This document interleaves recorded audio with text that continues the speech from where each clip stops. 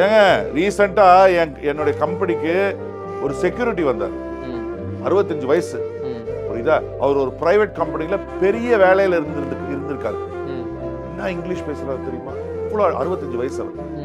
அவர்கிட்ட நான் கேட்குறேன், சார் நீங்க இவ்வளோ பெரிய கம்பெனியில் வேலை செஞ்சுட்டு அது பெரிய வேலையில் இருந்திருக்காரு, நீங்க இங்க வந்து செக்யூரிட்டிக்கு 20,000 ரூபாய் 22,000 ரூபாய் வேலைக்கு வரீங்களே, அதுக்கு சொன்ன பதில் என்ன தெரியுமா?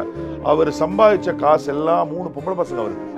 எல்லாம் அந்த பொம்பளை பசங்களுடைய படிப்புக்கும் கல்யாணத்துக்கும் அவங்களுக்கு தேவையானது செஞ்சு கொடுக்கறதுக்கு எல்லாமே காலி ஆயிடுச்சு.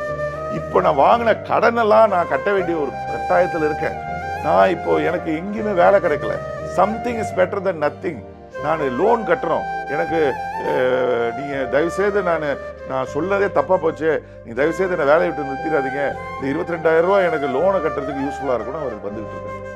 ஜஸ்ட் இமேஜின், இன்னைக்கு இருக்கிற ஒர்க்கிங் கிளாஸோட நிலைமை எல்லாமே இப்படி தான்.